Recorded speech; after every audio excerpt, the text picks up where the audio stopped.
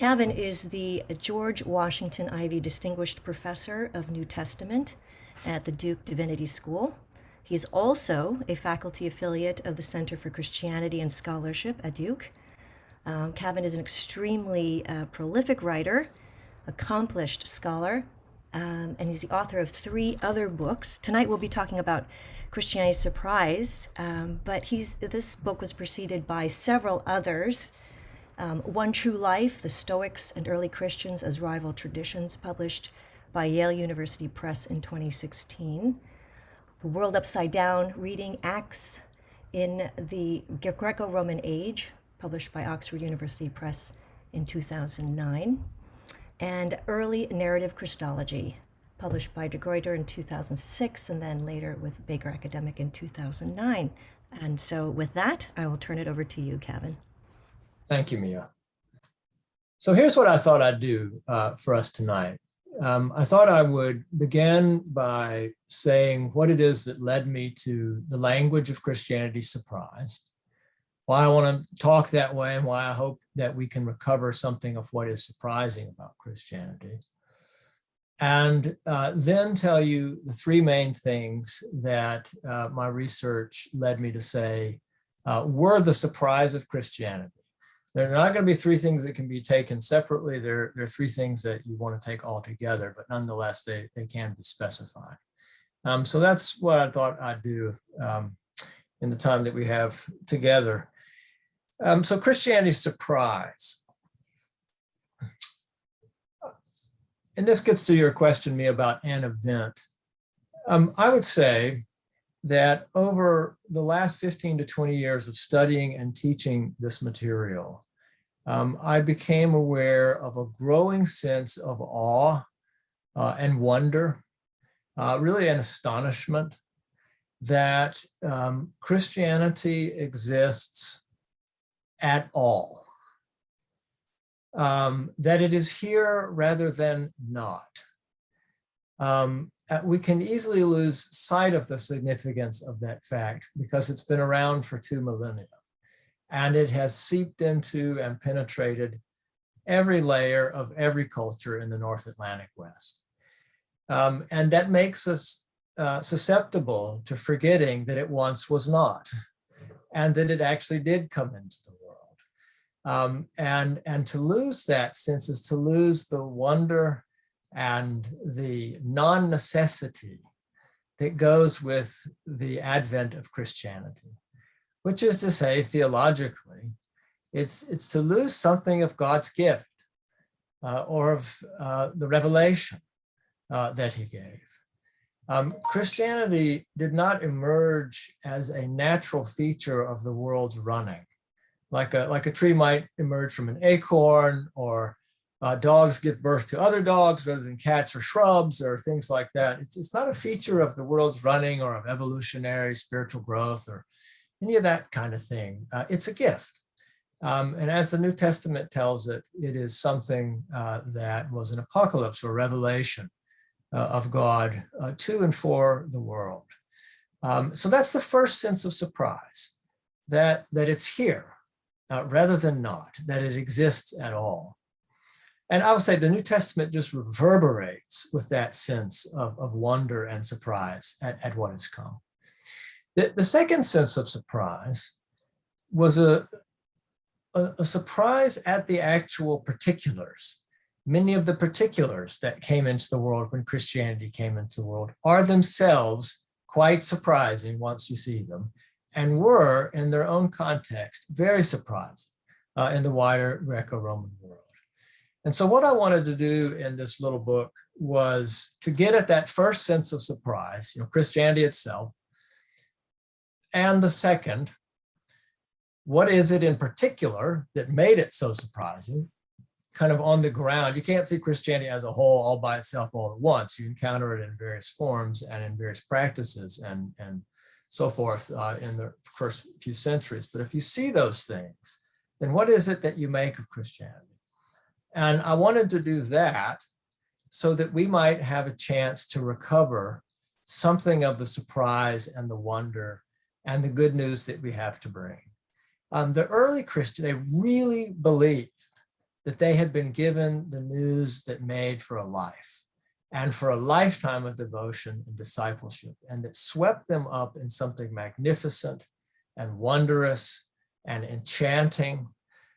It might kill them, but they knew that they would live on the other side. And to recover something of that in our context seems to me to be vital. It seems to me to be timely. And it also seems to me to be something that we can do, not necessarily best, there are other ways to do it, but do well by attending to Christianity's original surprise in its context. And the final thing I'll say by way of preface is about our time. And then I'll tell you a little bit about the book, some sort of middle chapters, the meat of the surprise, the particulars. Our time, and by which I mean principally America, though some also Europe. But you know, you hear a couple of different things, and they seem to compete. One is that Christian influence in our country and around the Western world is utterly pervasive. It's everywhere. We have presidents who pray, we have people who quote the Bible, we have biblical allusions all the time in the news, on TV, we have mega churches with thousands and thousands of people, we have billboards everywhere, we have ads that make reference to scripture or to various pieces of the tradition, and so on. And you can't really go a minute without encountering something that has some reference to some version of Christianity. And then you hear another voice that says, actually, our world has been rapidly and tremendously secularized in the sense of doing away with religious discourse. It has been eroding basic Christian convictions for a long time. The mainline denominations that were a sort of backbone of some of the Christianity in America have obviously withered and are continuing to wither, and so forth. And to this side of things, it looks like the Christian culture, Christian influence, all of that sort of thing is disappearing. And so you hear those two things. And what I think and say in the book is that they're both true. And that makes for something of a simultaneity where Christianity is here, it's utterly familiar, and yet it's gone and is utterly strange. A lot of the Christian stuff that we hear in public is distortive, does not reflect either scriptural teaching or some sort of continuity with what Christianity has been or was in the early period. And at the same time, it is true that many of the deeper philosophical currents have long been eroding Christian conceptions of the human being, of our understanding of our desires, of our place in the world, of a larger scheme in which we can find our true identities or life or things like that. And it's that here and not here, that simultaneous existence of familiarity and strangeness that makes our time in some ways so confusing, and why it can be hard for Christians to get a foothold and to think clearly about what it is to be Christian, and what sorts of commitments go with those basic foundational or fundamental orienting commitments that were part of the church in its originating days. And so it seemed to me the time was ripe for a surprise. And that's what led to the language of surprise. So it's a surprise that Christianity is here. It's a surprise at the particulars that came into the world of Christianity. And then it's the hope that we can also bring something of a surprise in our own time. Okay, so let me tell you then the three main things that I focused on in the book. Truthfully, there are, as with any book, many other things that could have been piled in and would have been interesting to talk about. But I focused on three things because I think that when you take them together, you do see something of the whole. You don't see the whole, but you see something of the whole that was early Christianity. And because if you were to remove any one of these things, you would remove such a significant piece of the whole that you'd be missing what Christianity was when it originally came into the world. And those three things are these: the story of everything, which is the first one. I'll say more about that in a second. The human, what Christians took the human to be. And then the third one would be institutions. What kinds of institutions came into the world as Christianity came into the world? So let me say a few words about each of those then. The story of everything, that's the first one. And I want to say why I use the word story and why I use the word everything. I use the word story because I take it that there is no more comprehensive way than story or narrative to understand ourselves and the world in which we live. Our actions, our words, our identities, etc., are bound up with story. We can index certain things in different ways. Kavin Rowe is a professor, he's a husband, he's a father, and so on. But as soon as you begin to ask the question, well, to whom is he a father? To whom is he? You begin to have to include in some dimension a story that will unpack all those other terms and those imbricated relationships. So I take it that there is no more comprehensive way than story or narrative to understand who we are and what we're about and where we're situated in the world. And it turns out, of course, that this philosophical point is actually a biblical one. That scripture itself is arranged as a story. And it's a story from Alpha to Omega, from beginning to end. And it is, of course, a sprawling story. I mean, if you just say, hey, go start reading in Genesis 1 and read it all the way into Revelation, it's hard to read as a just a single plotted narrative. But that is the claim. That's an overarching story with lots and lots of parts and lots of pieces of history and so on. But it is a story from Alpha to Omega. And that story tells the story of everything. And so then everything. The reason that I use the word everything really is quite simple. The story of Alpha to Omega is the story of God and all that God made. So God and all that is not God. And there's nothing else. I mean, that's all there is. There isn't some third thing that includes God and not God, some sort of monist view or something like that. It's God who made all that's not God. And that's all there is. And that's everything. So that's why I talk about the story of everything. Now, if you then go on to ask, well, why is the story of God and all that's not God surprising? What is it that comes to be surprising when the Christians learn and begin to tell this story? There are many things that we could talk about again, but I'm going to just mention a few of them so that we can have them in view as we're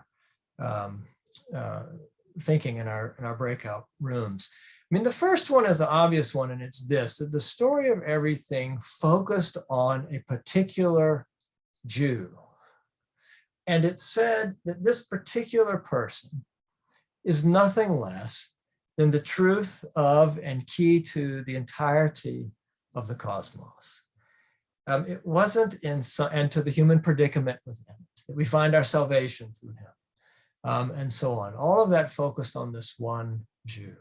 It wasn't in some program of reform or some general set of insights or philosophical path that the final word about human life and death and life again was to be found. It was in Jesus of Nazareth. And that itself is quite surprising when you stop to think about it. The second thing that was surprising about the story of everything, it's not once you hear the grammar, but when you see the way it works in early Christianity, it is surprising, is that it pertained to everybody.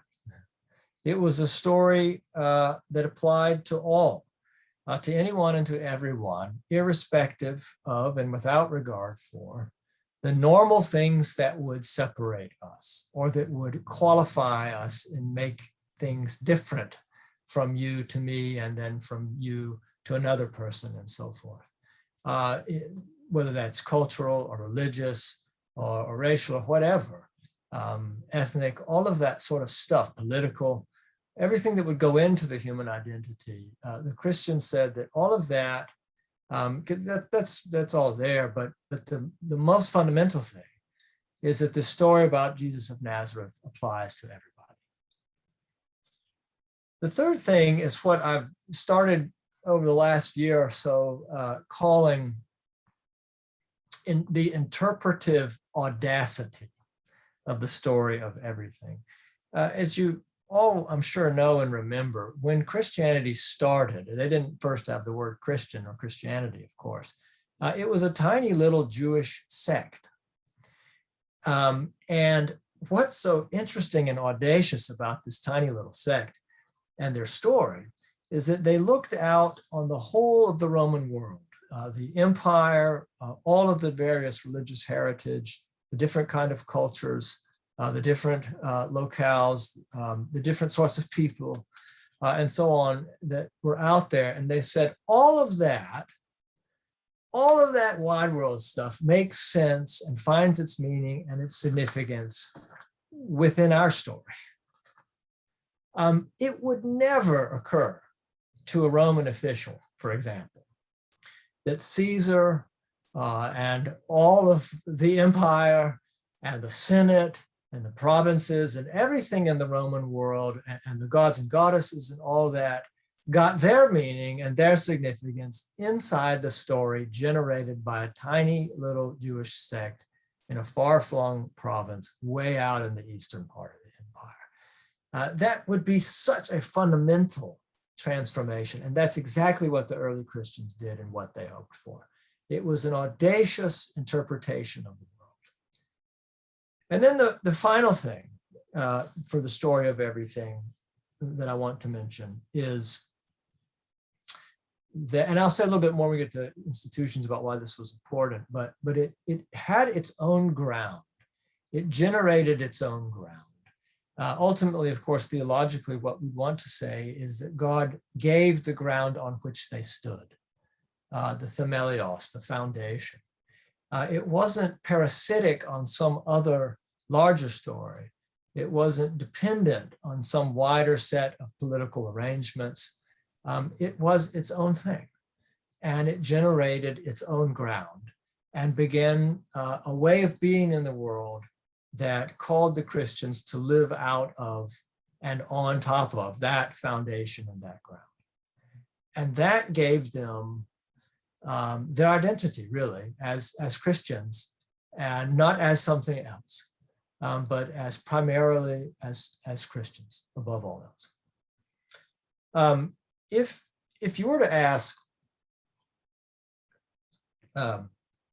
what principally generated the story of everything, I mean, obviously I said it was God's gift, but in terms of what you find in the sources, it's the resurrection of Jesus. It's the victory over death, and what they saw in the resurrection as God's good future arriving now in the present. That it was a victory over death, that we have been given God's decision about the direction of the cosmos, that our lives were bound with. That was what we learned through his victory over death and how the story began to be told. Okay, lots of other things that one could say about that, but I want to move on and say something about the next part of the book. And this is about the human. The simplest thing to say is actually has an astonishing thought that goes with it, which is that for the early Christians, Jesus Christ was the human.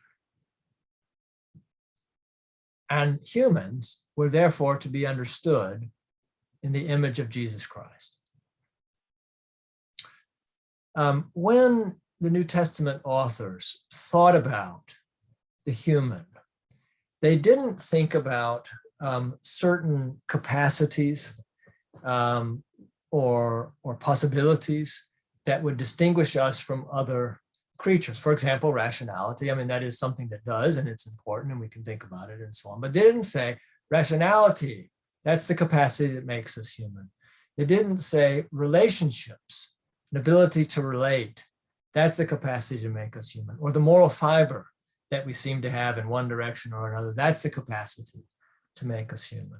What Paul, for example, thought was that Jesus Christ is the human.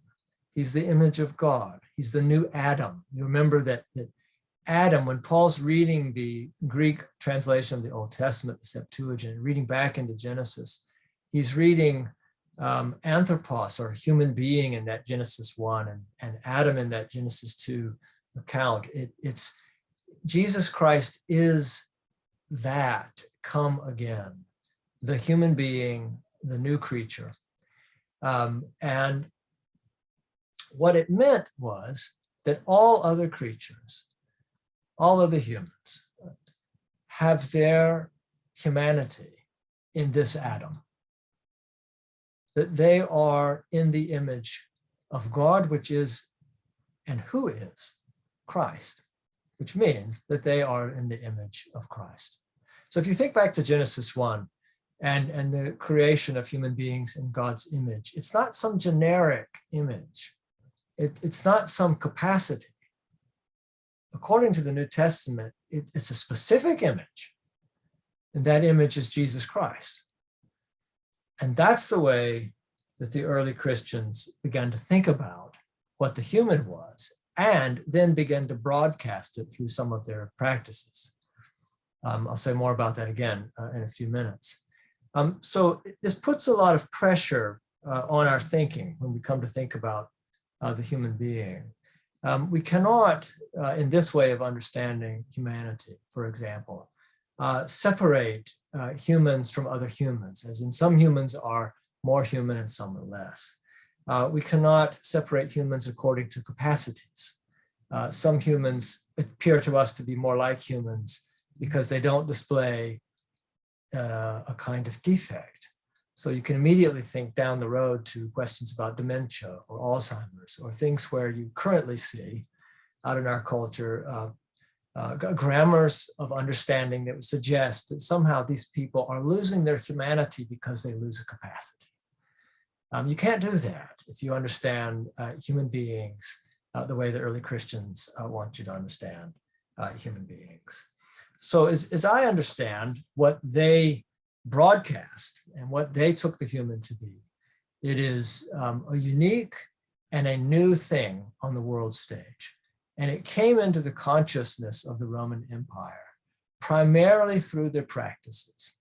And the early Christian practices were primarily bound up, that broadcast this view of the human, were bound up with what I call institutions in the book. Before I say so, I was going to move to that, but let me just say very quickly two things about the human that are important to the early Christians. They have to do with sin, and they have to do with transformation. No reader of the New Testament could ever think, even for a second, that being in the image of Christ means that sin is out of the picture. It doesn't take you 2 lines in 1 Corinthians or the letter to the Galatians, for example, to realize that sin is very much in the picture. So the question is not, does being in Christ's image somehow make us sideline sin? It's not that at all. Sin, in this understanding, is the willing against the new creation that we have been set free to be, and that we are and are becoming. It's a refusal, in other words, of the identity of the new Adam that we have been set free to become. A transformation is the possibility and then the reality that we can actually be in the world as Christians. That we're not stuck simply in the same cycles of sin or repetitiveness, that we can actually, both on an individual and systemic level, turn out to be and display Christians and Christianity to the world. And the New Testament, in my understanding of those texts, generates both of those things out of its understanding of what the human being is and is for. So then let me turn to institutions and say a few words about that. This is the part of the book that I will say I've gotten the most questions about, and in some ways has been the most surprising to people. Institutions are not many people's favorite topic, and often with good reason. We tend to think of them as kind of bureaucratic monsters, places of lots of red tape, places where charisma goes to die, where vibrancy is not really a main charge or pursuit, and so forth. And again, as I say, we have good reasons for thinking that. But the early Christians actually thought otherwise, or at least knew that in order to broadcast what they had received and to make something of a durable presence, to be able to bring the gift out into the culture in which they found themselves, they had to put down deep roots, and they had to develop structures that enabled them to communicate with each other, to be unified, to live together, and to broadcast what it was in practice, not just in word, but in deed and in communal, well, power, what it was to be Christian. And so I focus on three of these institutions that were of vital importance to the early Christians. The first one is obvious, but it's worth saying, and that's the church, and the church with structure, not the church without structure. One of the false questions that often presents itself to us is, should we have structure or not? Or should we have institutions or not? Those questions are actually false questions. The only actual question that human beings seem to be able to live is, what kind of structure will we have? What kind of institutions will we have?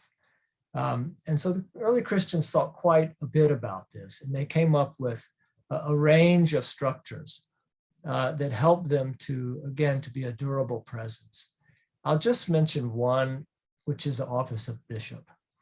Robert Wilkin, who's a scholar of many different periods of Christianity, and an expert in many different periods, once noted that there is no evidence of any enduring Christian community in the first several centuries that did not have a bishop. And part of what Wilkin is getting at is that the bishops were generated, again, out of Christianity's own ground. They were not civic appointees. They had no direct responsibility. Again, this is early on, to any form of the Roman government. They were for the Christian community and from the Christian community, and had a kind of independent theological and political significance that went with the establishment of actual Christian communities and their visible presence around the Mediterranean basin. There were other, I focus on deacons because that came out of a crisis in the early church. And there are other ways to talk about structure in the church as well. The second institution that I focus on is one that is dear to many of us, and that's the institution of education or schools. The presupposition of Christian schools, and really of any school, but it gets a kind of flavor in the early centuries for Christian schools, is that you're not born into the world knowing what you need to know. Christianity is not a name for natural knowledge that we somehow either have or develop. The basic premise is you need to be taught. And the basic premise of needing to be taught and not knowing what you need to know also entails some conclusions. And one of them is that we need to find teachers and we need to develop schools. It was a long time in coming before Christians had utterly distinct kind of Christian schools. And before Origen of Alexandria founded the first Christian university, he actually founded the first Christian university in Caesarea. So it sometimes gets confused with what he was doing in Alexandria. But the first high-tech, as it were, Christian university was in Caesarea on the coast, but founded by Origen. But right away, you see a Christian concern in the Acts of the Apostles with a devotion to the didache, the teaching, or the doctrine, or the transmission of the truth that came from Jesus himself. And the idea there, again, is that you need to be taught what it is that you need to know. You don't even know what you need to know. And the second point about schools is that the Christians did not have what we've come to have in many modern educational contexts, which is division between life and thought. I like the phrase "the life of the mind," but it also sometimes reproduces the sense that there is such a thing as the life of the mind. There is only the life of the human being. And what that human being does as part of a life is to think, of course. But for the early Christians, thinking was bound up with living. And so to think well, they thought, would be to become a disciple who also lived well, who was practicing the fundamentals of the Christian tradition. And that would tie your thought and your life together in one journey, as it were, toward, toward wisdom and toward deeper knowledge. So for example, I mentioned Origen's University in Caesarea. It wasn't just a place where you learned exegesis or where you studied philosophy or where your theology was highfalutin. It was also a place where you observed your teachers in the way that they lived. They ate and slept together, they prayed together, they worshiped together. And the basic idea was discipleship is the kind of knowledge that Christian knowledge is. And if we're going to educate Christians in what it is to be Christian, then we are going to need to tie our knowledge and our lives together in one thing. The third institution that I focus on would be what I call is sort of an umbrella term, institutions of care. And these are the places where, again, a view of the human being in its fragility and in its vulnerability is taken seriously and developed in a way that creates new things in the world that have not ever been seen, as far as we know, and that the world has never forgotten, such as, for example, a hospital. Many people forget or don't know that hospital, in the sense we might think of it, was actually a Christian invention. Or, for example, the orphanage, where attention to orphans was given a kind of systematic form. So I focus on institutions of care. And in that section of the book, I discuss a lot the experience that Christians had with two horrific plagues, one around the year 160 or so, and then again in the mid-3rd century. And the nursing practice that Christians exhibited was astonishing. They cared for the sick and provided basic nursing care for those who were dying. And they did it with an unsentimental sense, which is to say, they did not think, if we do this, we won't die because somehow God will protect us. What they thought was, Christ is in this other person, calling to me, and I must respond. And if I die, then God will raise me. And so there's an evidence early on in what you might call a training for life, or you might call it a training for death. That the Christians took their care of others in whom they saw Christ to be of such profound consequence that they began to live it out in ways that were even quite alarming to them for their own safety, but nonetheless were required of them to exhibit their faith. And that led over time to a systematic response. I mean, it's one thing to say, we hope that Christians will realize their obligation to see Christ in all humans, and then to treat them as they would treat Christ, and to get that here and there. It's another thing to say, we are so committed to that we are going to develop infrastructure, and we're going to pour resources into, and we are going to connect with a web of complicated intersections and connections, the nurses and the doctors and the patients, in such a way that these people actually get the care that suggests to the wider world, or proclaims to the wider world, that we see Christ in them. And so that's what they did. They began to develop hospitals, and they began to tend lepers, and they began to take care of orphans. And originally, a lot of this care was internal and focused on other Christians, but over time it grew to include everyone. A final couple of words, and then we'll open for discussion. In saying all these things about the early Christians, it is not lost on me that we also had massive hypocrisy. And that down through the ages, we've betrayed our vision, and that we do so regularly and sometimes with vigor. What is important to know about that, excuse me, is that we're only actually able to name those behaviors and betrayals and hypocrisies as betrayals and hypocrisies because of the power of the vision itself. Because we know what it is that Christians have been and can be and are called to be, and therefore can see these other things against the background of that surprising and life-giving vision.